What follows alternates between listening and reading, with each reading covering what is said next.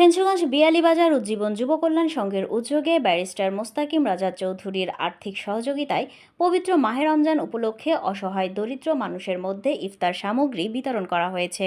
ফেঞ্চুগঞ্জ প্রতিনিধি জানান, সংগঠনের সভাপতি শরীফ আহমেদের সভাপতিত্বে ও সাধারণ সম্পাদক তাওহিদুর রহমান সাকুর সঞ্চালনায় অতিথি হিসেবে উপস্থিত ছিলেন বিশিষ্ট সমাজসেবক দৈনিক পূর্ণভূমির সম্পাদক মণ্ডলীর সভাপতি ব্যারিস্টার মোস্তাকিম রাজা চৌধুরী। বিশেষ অতিথি হিসেবে উপস্থিত ছিলেন ইঞ্জিনিয়ার কবির আহমেদ, সংগঠনের সাবেক সাধারণ সম্পাদক মোহাম্মদ ময়েজ উদ্দিন ও প্রবাসী হায়দার আলী। এ সময় বক্তব্য রাখেন নজরুল ইসলাম টিটু, আলিফ ইমরান সৌরভ, আলী হোসেন, জিহাদ আহমেদ, রহিম আহমেদ, সানি চৌধুরী ও ইমরান উদ্দিন। এ সময় আরও উপস্থিত ছিলেন মোহাম্মদ সালাউদ্দিন আহমেদ, নিত্যময় চন্দ্র নিতাই, তানভীর আহমেদ সাবুল সহ আরও অনেকে।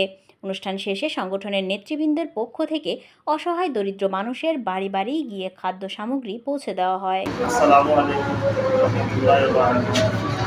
সিয়াম সাধনার মাস মাহে রমজান, আমরা সবাই জানি এই রমজান মাসও আমরা গুনাহ মাফ করার মাস এবং আমরা ত্যাগ, ধৈর্য,